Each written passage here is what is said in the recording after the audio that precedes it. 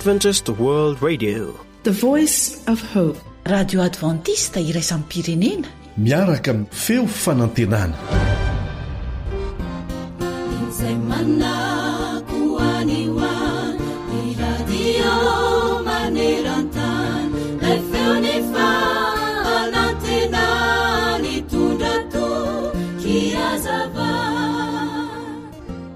eo amin'ny fiainana dia maro ny andala-tohatra iakarana.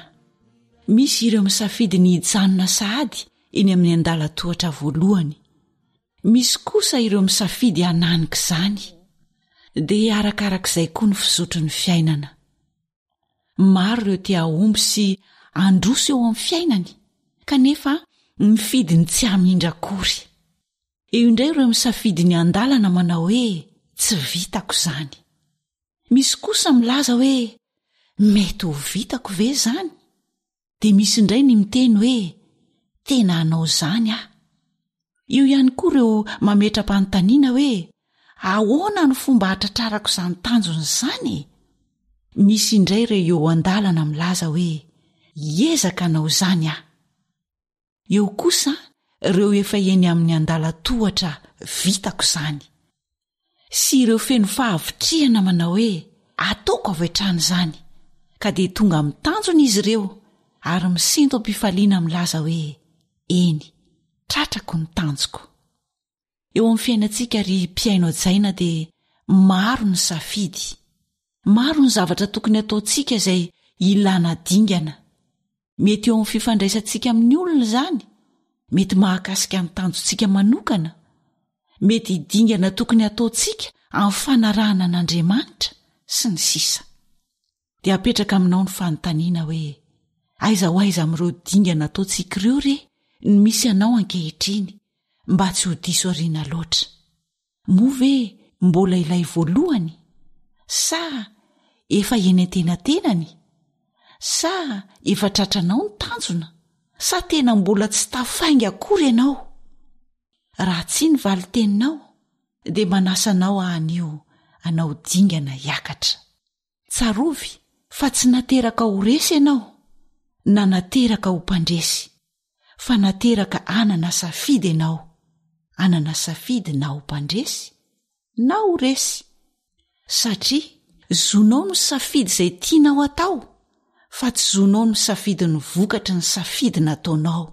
Koa mahaiza misafidy tsara eo amin'ny dingam-piainana alehanao tsirairay avy.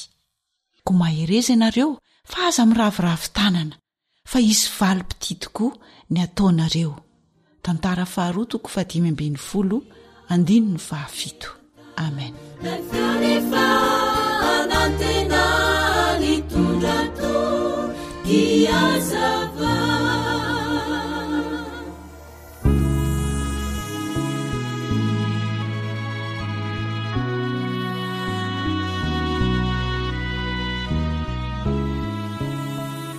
Antoko-pihira feony ny teny fikasana Andrambato.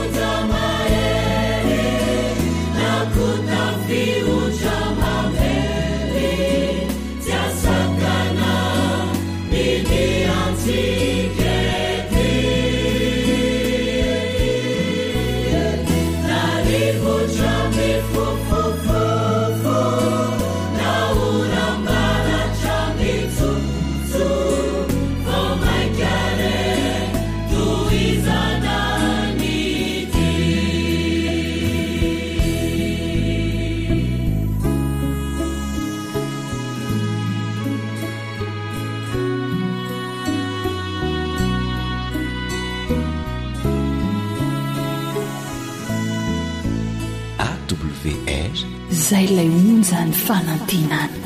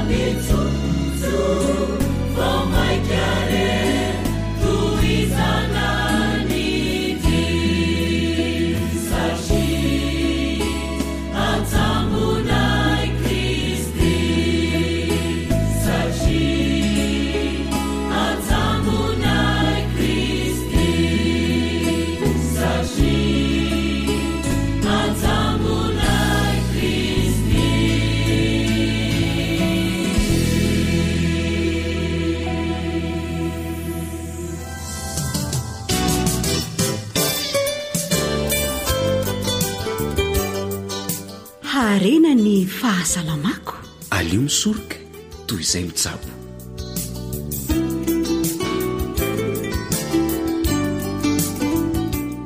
Miarabantsika rehetra manaraka ny AWR. Minitra iarahana ao anatin'ny fandaharana ara-pahasalamana izao. Raha tsy ahivina kely ny fandaharam-potoanantsika. Koa dia hirariana indrindra mba hitondra soanao ny fiainona ny onjam-peo.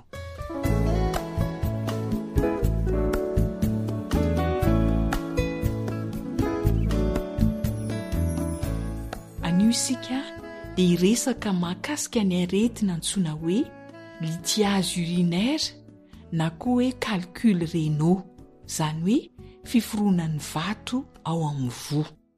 Mety hitranga ihany koa ny hoe any amin'ny tatavy no misy vato miforona, fa mahalana no hitrangan'izany. Fa misy inona moa no mety ho anton'izany vato miforona izany? Misy singa tokony ho levina ao anatin'ny amany, kanefa tsy levina tsony, dia miandrona ka lasa manome atotany mivaingana, dia miforona ilay atsotsika hoe calcul na vato. Araka nefa lazaina ombieny, dia misy ireo sakafo mety hanampy amin'ny fiforonan'ny vato, kanefa misy dia misy koa ireo misoroka ny fiforonan'izany indray. Raha toa ka mety hoe efa nisy ny olona iray, dia tsara indrindra ny mihinana ireo sakafo misoroka ny fiforonan'izany.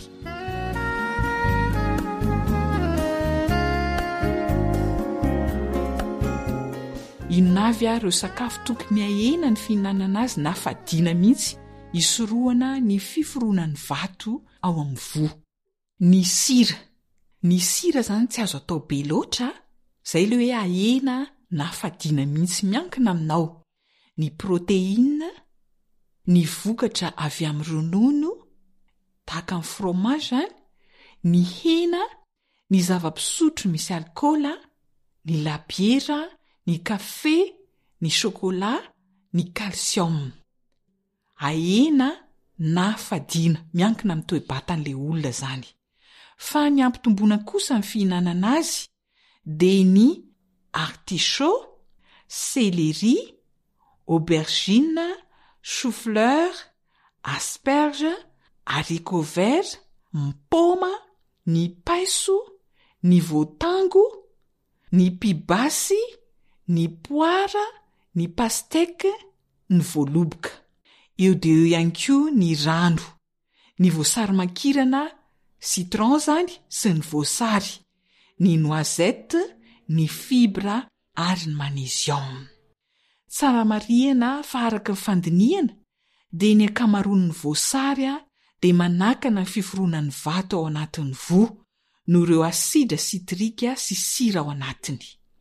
Afaka manampy amin'ny fandevonana ireo vato efa misy anaty vo ihany koa ny karazana voasary. Anisan'izany ihany koa ny voasary makirana izay hita fa tena mahomby tokoa. Ny fampiasana amin'ny tambatra ny voasary sy ny voasary makirana na ny citron dia mifameno amin'ny fisorohana ny fiforoana ny vato ao anatin'ny vo ao. Fa ankoatran'izay dia nanoro ranom-boankazo manampy betsaka amin'ny fandevonana ireo vato ao anatin'ny vo, Dr Georges Pamplona. Inavy ny zavatra ilaina amin'izany. Voasary antonony 4, ka eo amin'ny 530 na 310 grama eo ny lanjan'ny voasary anankiray. Voasary makirana na citron iray eo amin'ny 520 grama eo. Silaka melon 2 eo amin'ny 100 grama eo ny iray. Ity melon ity zany dia mety foana rehefa karazany. Mety ny pomme melon, mety ny voatango sy ny sisa. Rehefa karazana melon zany dia mety azo ampiasaina tsara amin'ity ranom-boankazo manampy amin'ny fandevonana ny vato ao anatin'ny vo ity. Averiko ilay zavatra ilaina.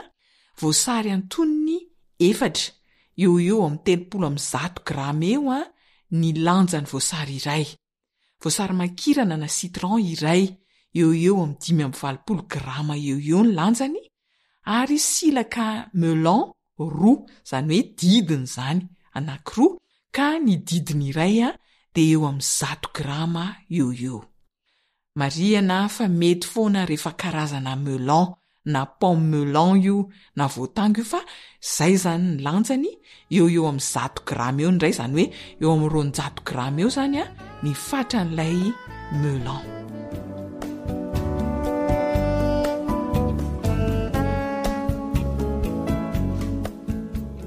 Ahoana ny fomba fikarakarana azy? Tena tsotra. Voasana avokoa na ny voasary na ny citron na voasary makirana, dia avy eo pitserina miaraka ho lasa ranony avokoa ilay fangaro rehetra. Dia afaka pitserina lana ranony ihany koa ny voasary sy ny voasary makirana, miankina amin'izay fomba ampiasana ho azy zany. Dia avy eo afangaro amin'ilay ranom-boankazo azo avy amin'ny melon. Dia vita ilay ranom-boankazo izay manampy amin'ny fandevonana ireo vato ao anatin'ny vo. Tsy ampiasaina zany ny hodiny fa pitserina, alaina ny ranony dia pitserina ihany koa tahaka izay ny melon, dia afangaro eo dia izay no ranom-boankazo sotroina. Mavita fatra 2 amin'ny 500 mililitatra io fatra noresahana taminao teo io.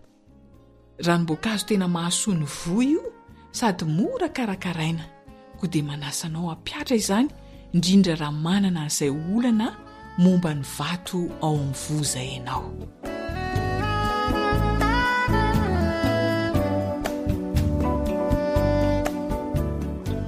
Izany resadresaka amin'ny fanaovantsika rehetra izany dia nalaina tao amin'ny tahirikevitra Dr Georges Pamplona, izay isaorana azy nanome alalana andefa izany. Isaorana ihany koa ianao manjoy hatrany ny AWR. Jedidiasy Zoanitra noho ny farimbona natotosany fandaharana ara-pahasalamana, samy makosany teo amin'ny lafiny teknika, mametraka mandrapitafa toko.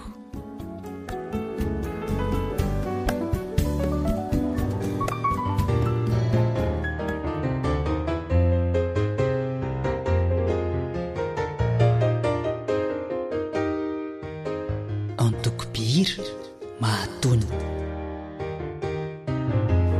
Vavakanete tunye vivu izay manosika ny samotsika, ahambesika na uvalala manjo vahamonjy ilay paradisa, ke mafiniunjandrano sady mari izanambara toanondra rendrikety, ka na ino ny tranga nitabetsy hulani ny mamba. Vavakanete tunye vivu izay manosika ny samotsika, ahambesika na uvalala manjo vahamonjy ilay paradisa, ke mafinionjandrano sady maro izanambaratoanondra rendrikety ka na ino ny tranga mitabetsy olany ny mamba favaka mampitsony ny onja favaka fiadina mafonja favaka mahagaga ny maro favaka asasina fangaro favaka mampitsony ny onja favaka fiadina mafonja favaka mahagaga ny maro favaka asasina fangaro. Ankoatra ny fiainoana amin'ny alalan'ny podcast dia azonao atao ny miaino ny fandaharany radio AWR Sampananteny Malagasy isanandro amin'ny alalan'ny YouTube. AWR feon'ny fanantenana. Mihivavaka nedetony vivoizay manosika ny samotsika Pahandesika na uvalala manzo Pahamunzi lai paradisa Ke mafini unjandrano sadimar Izana paratuanu tarendiketi Kana ino na ino ni changa Nitabetsi ulani ni mamba Favaka Tuma pitsuni ni unza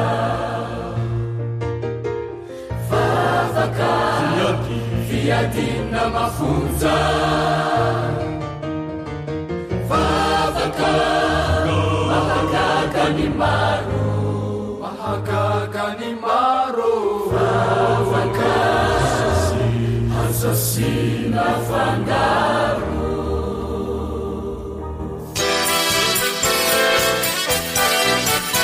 AWR manolotra ho anao ilay feo fanantenana.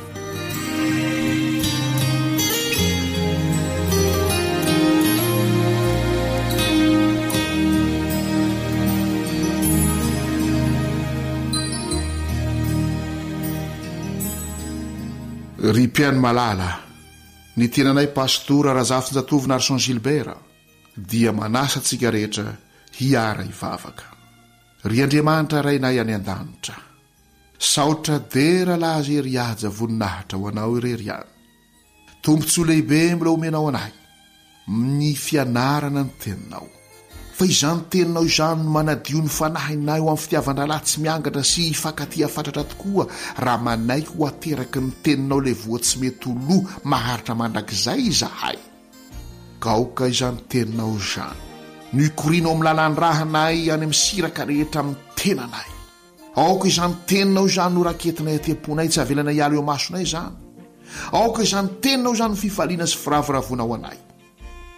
Raha noho izao fandinihany amin'ny fomba fitarian'i Jesosy izao izahay dia mangataka indrindra ny fanampiny ny fananao masina mba tsy handalo fotsiny eo amin'ny sofinay izany, fa mila pitarika izay manatanteraka ny fomba fitarian'i Jesosy, ny famontana ny tiasa fitoriana ny filazantsara ity eo amin'ny tenanay aloha dia mandidina anay rehetra. Dia amin'ny anaranao Jesosy no angatana izany vavaka izany. Amen.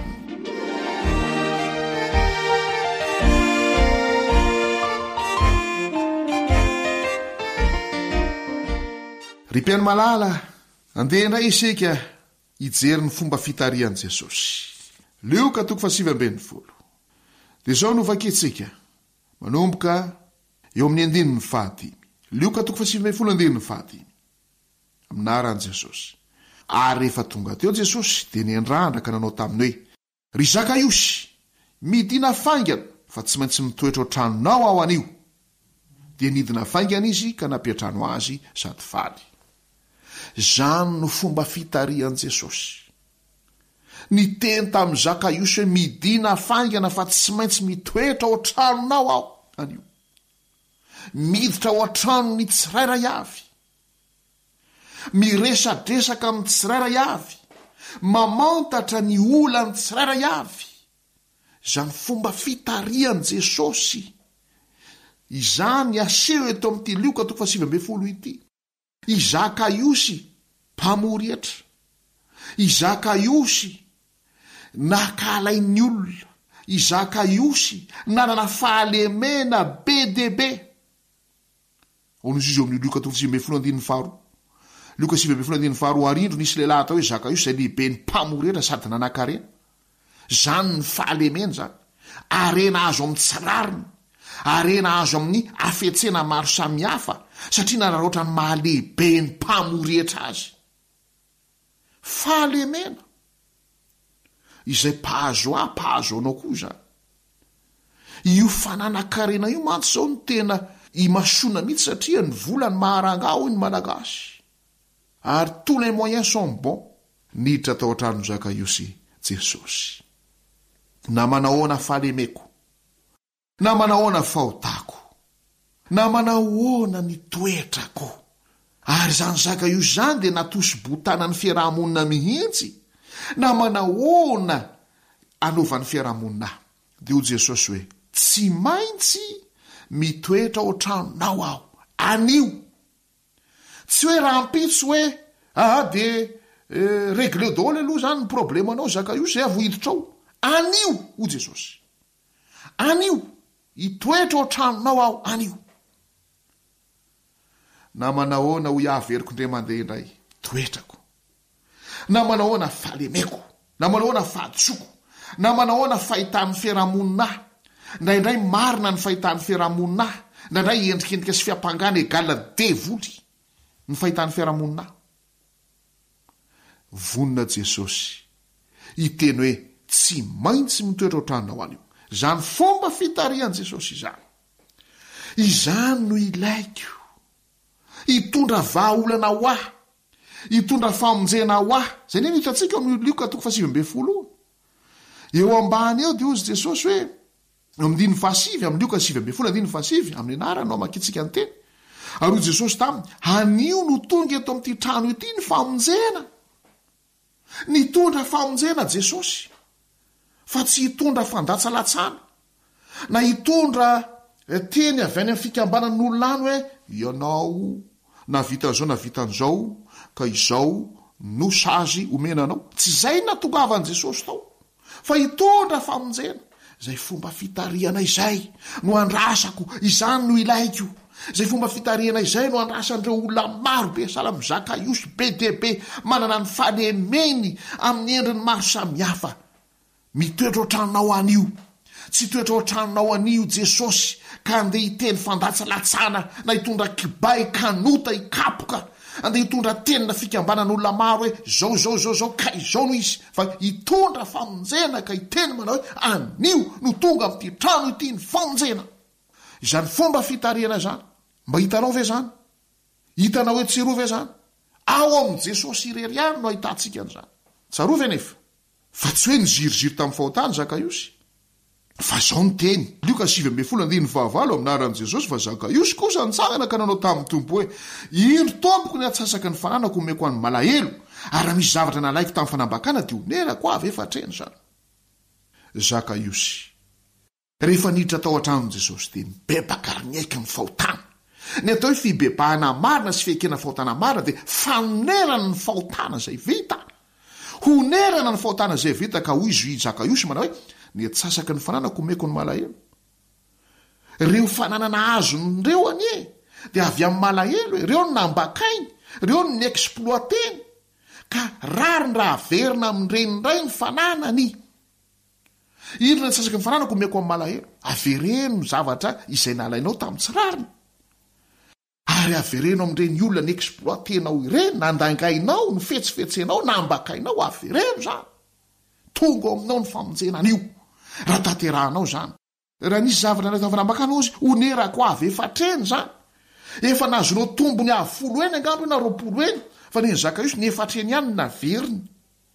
zay ny fibebahana zay nasehoany le vola azonao tasy iny nampitombonao de efa nahazonao tombony avo 20 eny de naveriny Zakaiosy ny efatreny zany ny fibebahana marina tonga aminao ny famonjena raha tanterahanao zany mahagaga ty fomba fitarian' Jesosy ty ary manaitra ny saina lay fomba fitarian' Jesosy raha mamaky isika amin'ny 17 raha nahita zany izy rehetra de nymonmonina ka nanao hoe lasa nandeha hiatrano am'izay lehilahy mpanoty izy avelao imonmonina zay imonmonina fa mandiana miantrano am'ireny Zakaiosy ireny hitondra famonjena ry mpiaino malala izany ny fomba fitariana ilaiko am'izao fotoana izao ve mety manana ny fahalemeko manana ny tsiniko mety manana ny zavatra tsy mety eo amin'ny fiainako ianao koa mety manana an'izany ho Jesosy hoe tsy maintsy mitoetra ao tranonao any io ary izay fomba fitarian' Jesosy zay nanetsika ny fony Zakaiosy ka natonga azy iteny hoe netsasaka ny fananako meko ny malahelo ary ny zavatra nalaiko tamin'ny fanambakana onerako avy efatreny izany no mitarika amin'ny fibebahana marina fikekeloka marina ary fanerana ny fahotana maninona ny mafoako ka tsy mety mibebaka tsy mety miaiky ny fahotako ary tsy mety manonitra ny fahotako satria tsy mba hitoetra ao antranoko hitondra famonjena ngamba ny mpitariky ohatra ngamba mety andatsalatsy hitondra kibainao tongava fa ny fomba fitarian' Jesosy de nitarika eo am'izany fibebahana izany fiekekeloka fanerana ny fahotana fomba fitarian' Jesosy tsy manaiky ho potehin'ny fiarahamonina amin'ny fanaovan'ny fiarahamonina fandrarana hoe tandremy somakao tandremy somakatsy ny monomonina ireto izy rehetra ireto ary ny teny nitondra banderola nalefa tamin'ny fomba fampitambaovao maro samihafa lasa nandeha trano am'izay lehilahy mpanota izy de mba lay fisaraintsaina hoe kivon'izany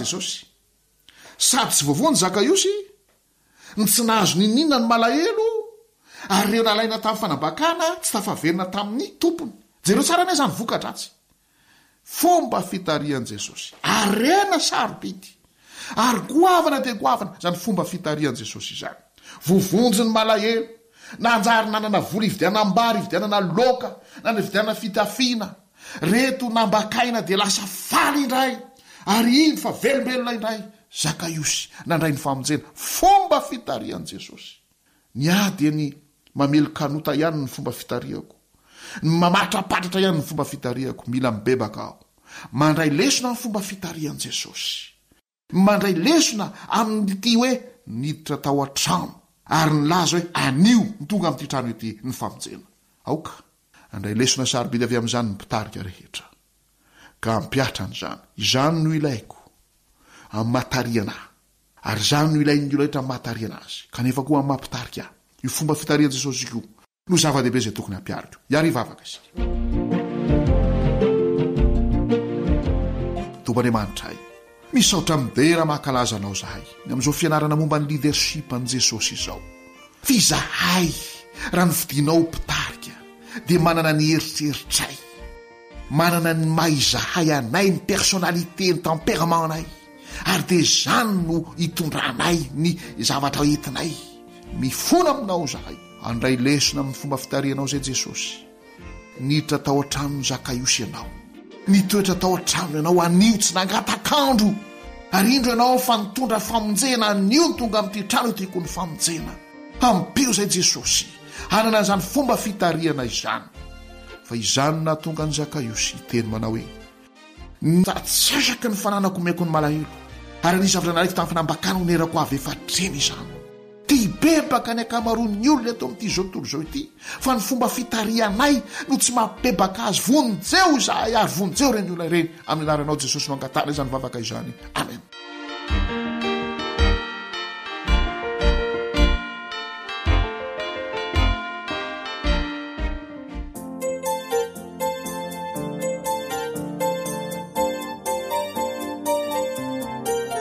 antokopihira lova miampita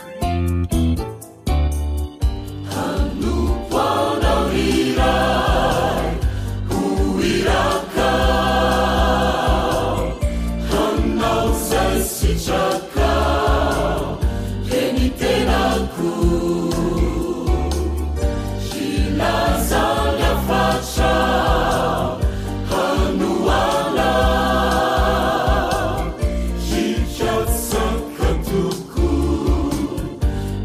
fiainana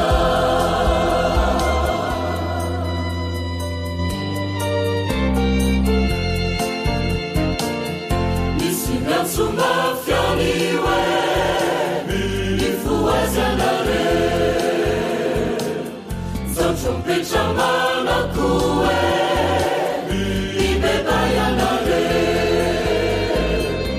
jawitino ansofarani sawitino rafarani olazaureni namanau sawatinona onamadi watulurire hanzakani efaela izinuke azusu amusua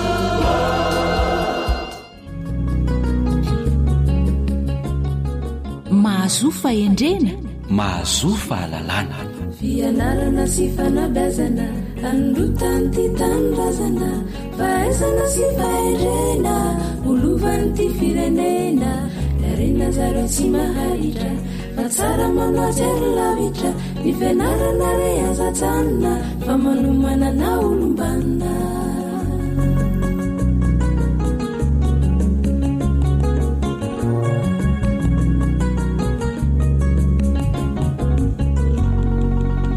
ny avozo no antitry ny ala ny rambiazina antitry ny tanety ny voasary kosa antitry ny sa fa ianao mpiaino no andro zao fandarana fianarana sy fanabiazana zao ka ankafaliana no iarabananao finaritra tompoky lahy finaritra tompoky vavy mankasitrake ny amin'ny fanjovianao zao fandarana zao dia mirarisoanao mandrakariva izahay mirahalahy dia tsy izany fa namana naritiana izay tolorana ny arahaba ihany koa dia ankasitrana tokoa ny fanjohianao mpiaino an'izao onjam-peo zao satria nyraisinao adidy ny fanarahana an'izao fandarana izao arak'izany dia tsy ataonay antakoboka toy ny varotra katsaka ny araba-tolotra anao na koa akifonifono tahaka ny varibona tsindrana fa dia atolotray ny sambatan'olona koa araba tompoky lahy araba tsara tompoky vavy miarabanao ihany koa namana lantoary misy joely dia tsy ho lava ny resaka na hoe be safarintsony zahay fa melohan'ny rosoana ny fandaharana dia andeha hiara-miombom-bavaka isika ka namana lantoary misy joely no solontenantsika anatanteraka n'izay vavaka izay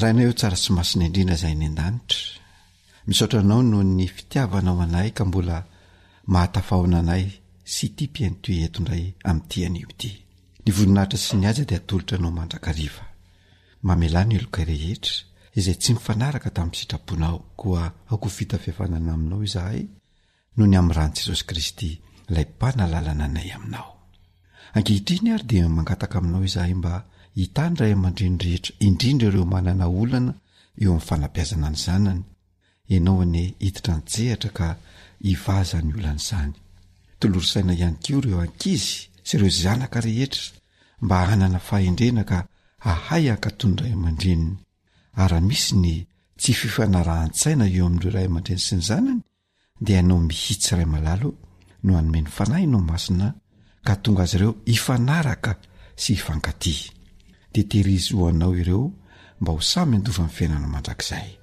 tononona mivavaka noho ny amin'ny anaran'i Jesosy Kristy amen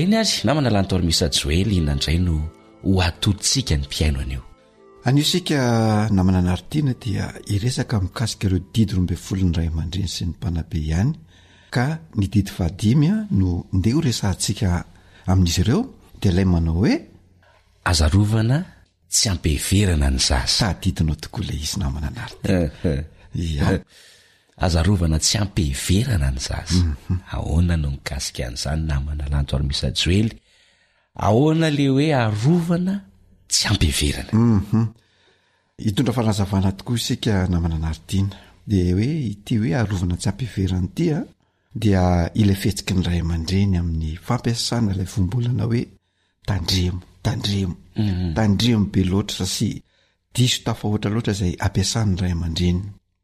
Ny ray aman-dreny matsy matetika dia diso be fanahina loatra izay mametra ny fivoarany zaza tsy hitombo am'le dingam-pivoarana. Io mandeha le teny hoe fombolana hoe tandremo sao de zao sy ny sisa be loatra le izy ka le fivoarany zazany mihitsy sy le fanahina zany no lasa misy fetrany am'izay fotoan'izay satria le fanahina no betsaka mba antoerana ny an-tsain'ilay ray aman-dreny ka na zavatra tsy tokony atao an'izay aza fa misy zavatra zay tokony ho vitan'ilay zaza dia ametrahan'ilay ray aman-dreny fanahina ka lasa miaotra hatramin'ilay zaza zany eo ampanaovana ilay dingana zay ivoariny iny dia lasa miaina tahotra ilay zaza ary tsy sa na dia anandrana satria fantatry ilay ray aman-dreny le izy na koa sao de hitan'ilay ray aman-dreny le zavatra ataony de matahotra izy sao de bedin'ilay ray aman-dreny. Inona namana lanto ary misy Joelo mety ho vokatr'izay fampiasana an'le hoe tandremo lava zay.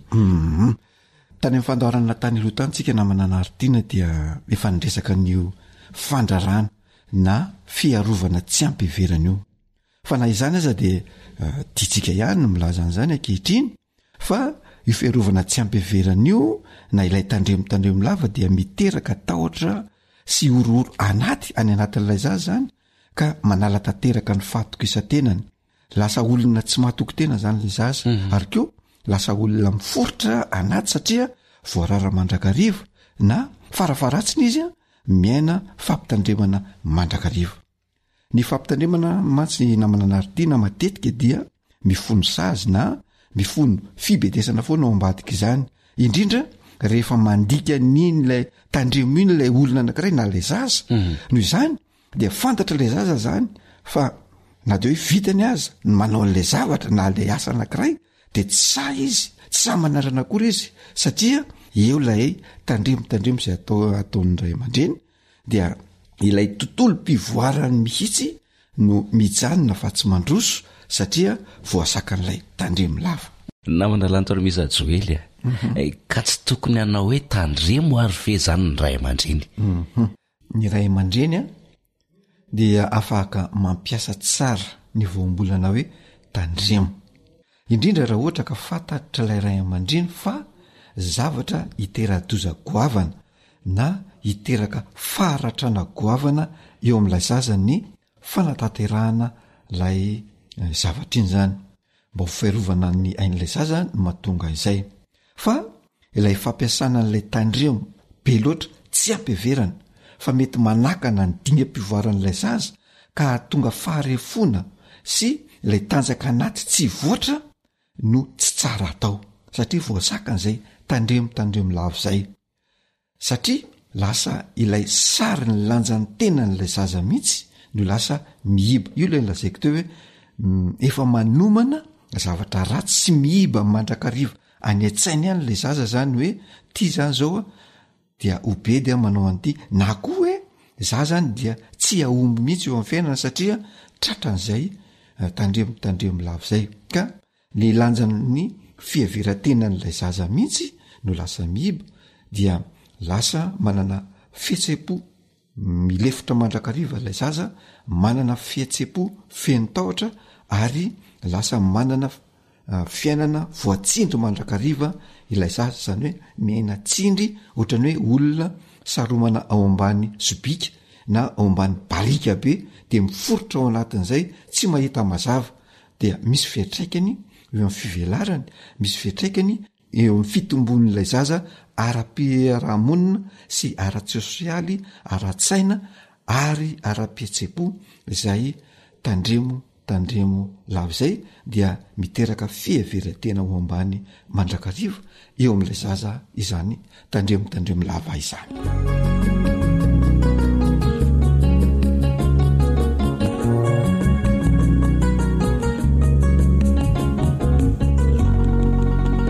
Fa inona zany no vahaolana tsara ifampizarana indrindra atolotra ho an'ny ray aman-dreny namana lanto ary misy Joely.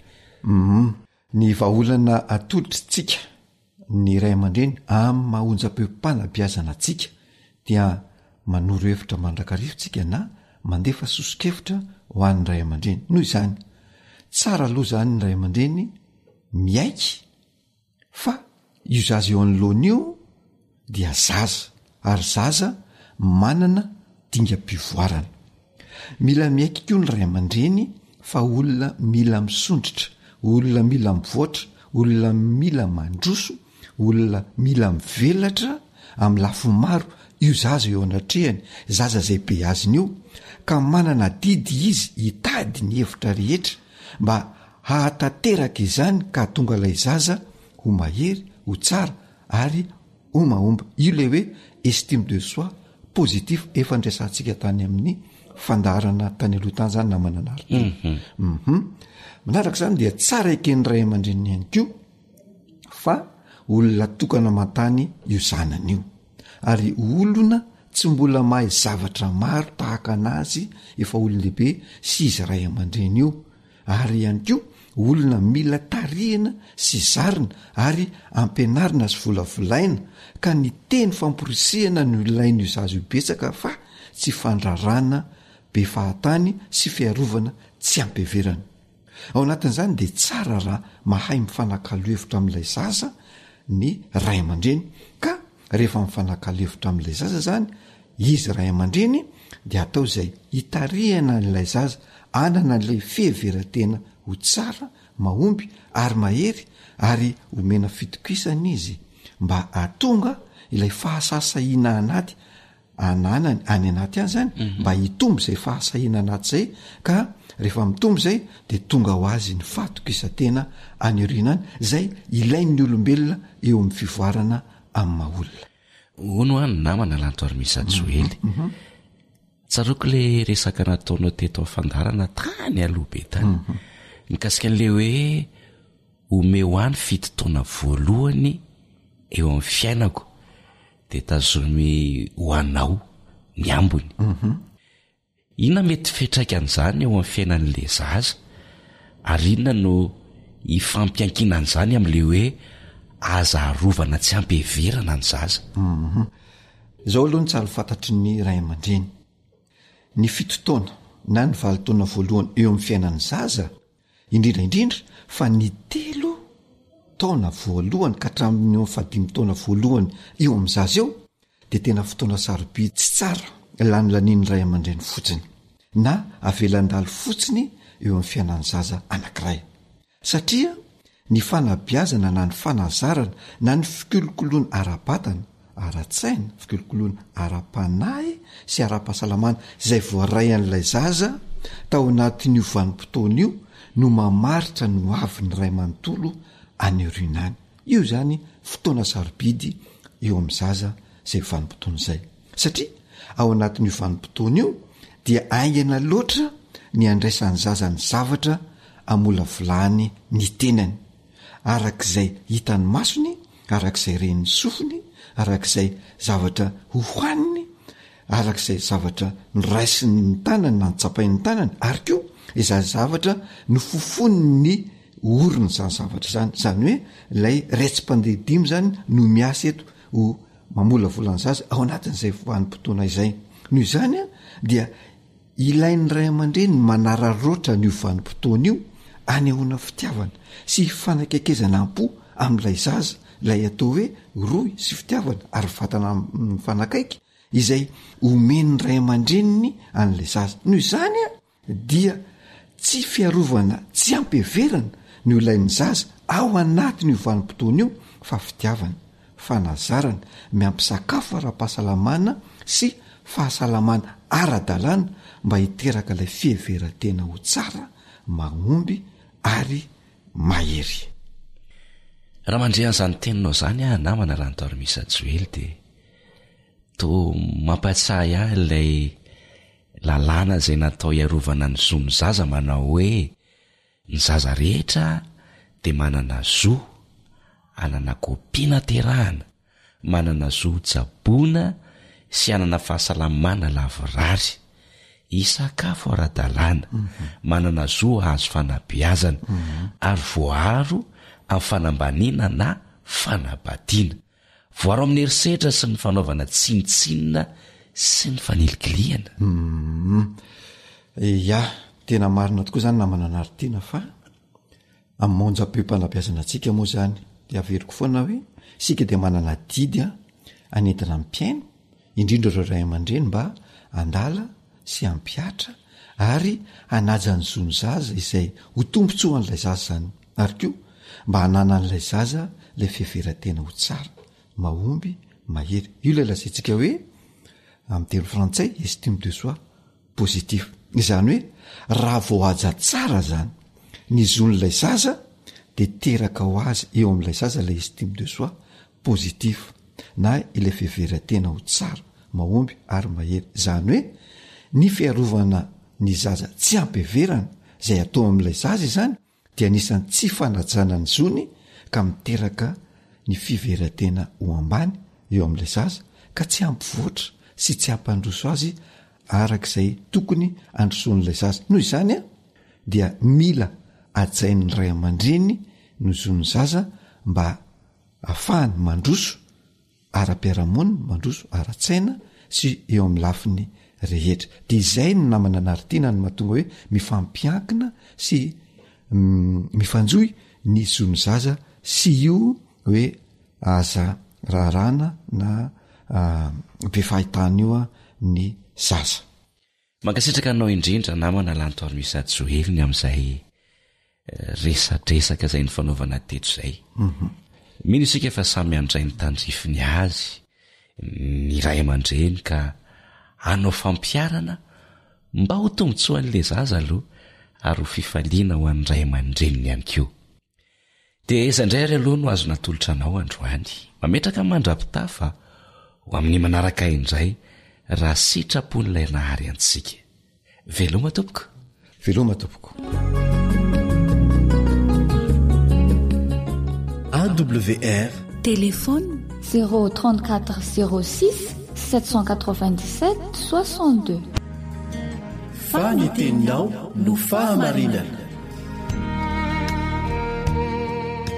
Taridalana manokana fianarana baiboly avoaka ny fiangonana advantista maneran-tany. Iarahanao amin'ny radio feo fanantenana.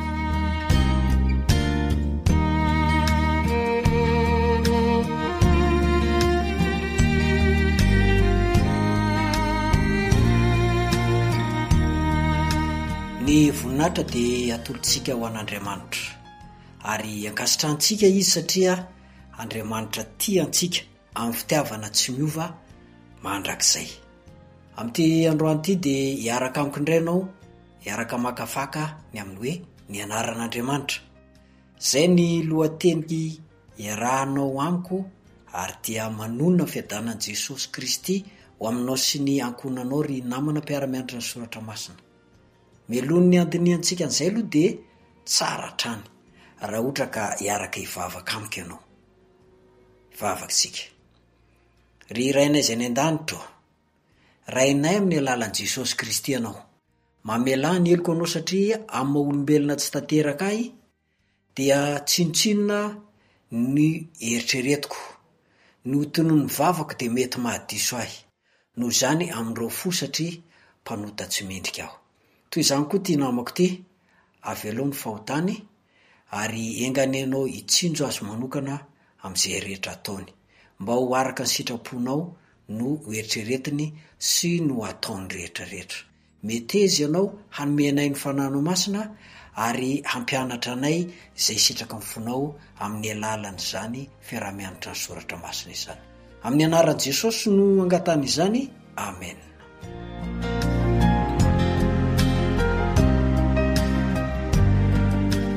Ny anaran'Andriamanitra. Raha vao mamaky ny tantaran'ny Mosesy tsika ao amin'ny Eksodosy 3, tamin'ny nisehoan'Andriamanitra taminy sy ny nanranany azy hanafaka ny olony tany Egipta. Dia rehefa nandeha moa zany niresaka izy mianaka, Andriamanitra ny ray, Mosesy ny zanaka, dia toy izao ny zavatra nisy. Ono raha ohatra moa zany zaka iranao any amin'ny zanak'Israely. Ka rehefa tonga any aho de teny amin'izy ireo hoe ny Andriamanitra ny razanareo ny naniraka ao aty aminareo io de anao amiko toy izao izy hoe iza moa zany ny anarany, de ahoana moa zany ny tokony hamaliko an'ireo zanak'Israely ireo. De namaly an'i Mosesy Andriamanitra araka ny voalazan'ny Eksodosy 7:7-10. Lazao amin'izy ireo ary izao zay izy hatrizay ka ho mandrakizay. Zay no lazainao amin'jareo. Afoy izy mihitsy hoe izao zay izy naniraka ho ahy aty aminareo. Andriamanitra ny razanareo izy, Andriamanitra Abrahama, Andriamanitra Isaka ary Andriamanitra Jakoba. Io no naniraka ahy ho aty aminareo, ary zany anarana zany no oka atserovanareo ahy. De tantarao amin'izy menakavy eo izao zavatra hitanao sy mitranga eto anatrehanao zao. Ka amin'izay fotoan'izay ianao de angony aloha ny loholon'ny Israely, de lazao aminy izao zavatra hitanao zao sy zany teneniko aminao zany. De lazao amin'izy ireo fa fantatro daholy, miatra amin'ny haiko, mankararo ny foko izao zavatra ampijalian'ny Egyptianina nareo zao.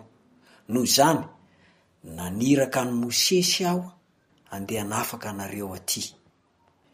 De hoentiko anareo hiala aty Egypta, fa hoentiko anareo ho any amin'ny tany Kananita, ny tany Etita, ny tany Amorita sy ny Perizita, ny Vita ary ny Jebosita.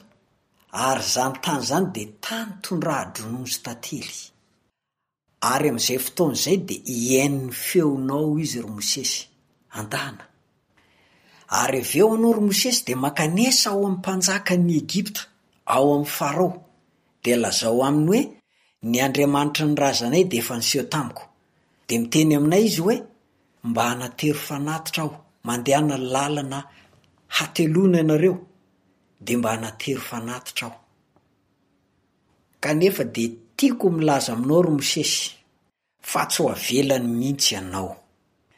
Zay zany raha ohatra ka atao fohifohy ny fomba ny resan'izy mianaka tamin'izay fotoan'izay. Io anarana hoe izao zay izy hatrizay ka ho mandrakizay io, na izao izay izy io no anarana nampafantarin'Andriamanitra ny Mosesy, fa anaran'ilay Andriamanitra maniraka azy. Ary nandritra n'izay firesany zay de nilazany mihitsy Mosesy hoe hombanao aho. Midika filazam-potoana ho avy zany. Zany hoe Andriamanitra de mandrakizay. Ka raha mbola velona ihany koa Mosesy de momba azy hatrany Andriamanitra. Raha manaiky hiaraka aminy Mosesy de momba azy hatrany Andriamanitra. De tahaka zany koa io Andriamanitra io amiko sy aminao.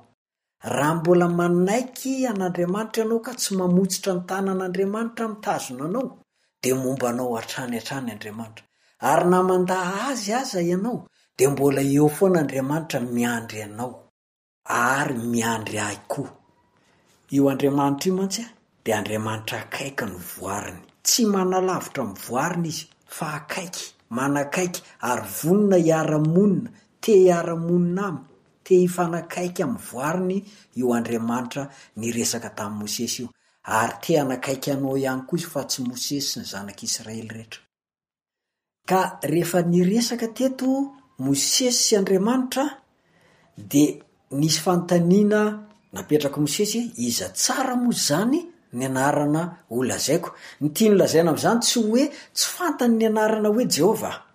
Zay adika ny Baiboly Malagasy moa zany le hoe Yahvé, de adika ny Baiboly Malagasy hoe Jehova. Tsy hoe tsy fantatry Mosesy io, fa tena fantatry ny vahoakan'Andriamanitra hatramin'ny voalohany io anarana hoe Yahvé na Jehova adika amin'ny Baiboly Malagasy io.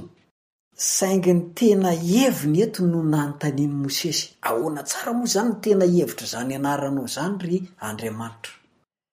De miresaka amintsika ny Eksodosy 9:7.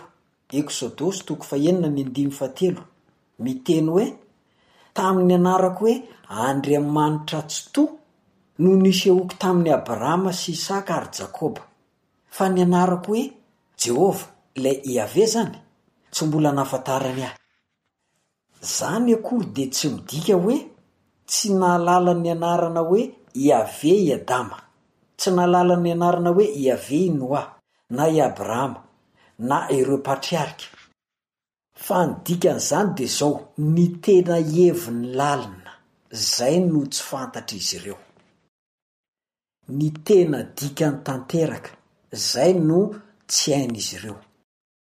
Koa tsara ny afantarantsika fa ny anarana hoe Iave, anaran'Andriamanitra dia manambara fa izy no Andriamanitry ny tsirairay, Andriamanitry ny nofo rehetra, Andriamanitry ny vahoaka, Andriamanitry ny fanekena, Andriamanitra akaiky sy mifandray akaiky amin'ny olona izy, zay miditra antsehatra amin'ny raharan'olombelona, ilay Andriamanitra tsy to.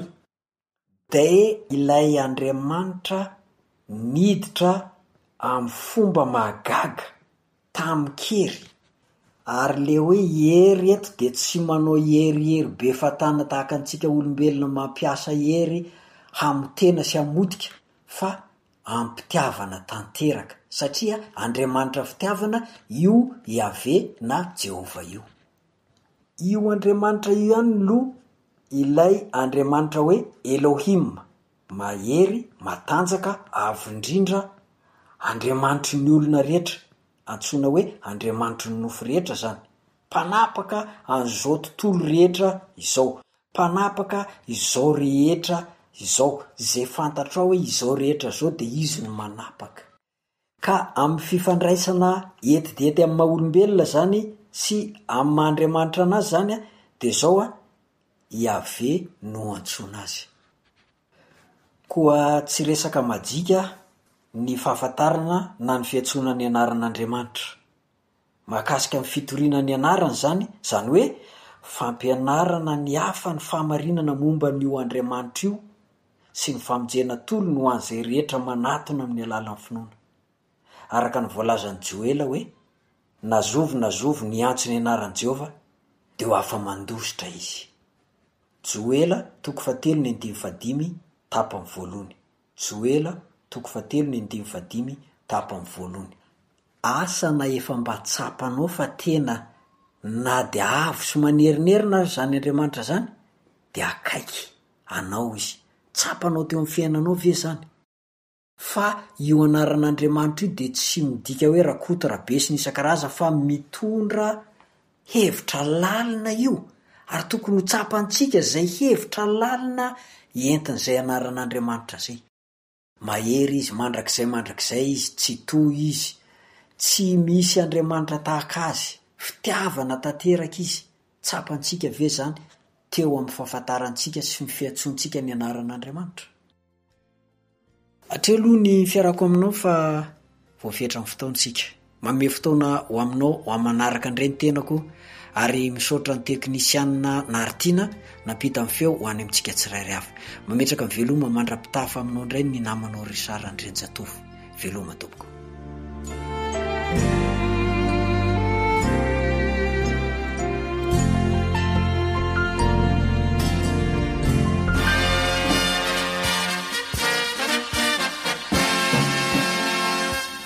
Adventist World Radio, The Voice of Hope. Radio feo fanantenana. Narahanao teo ny fandaharana no vokariny ny feo fanantenana amin'ny teny malagasy, izay azonao averina sy alaina maimaimpoana amin'ny alalan'ny YouTube, Facebook, feo fanantenana. Mirary 4 ora finaritra ho anao ny AWR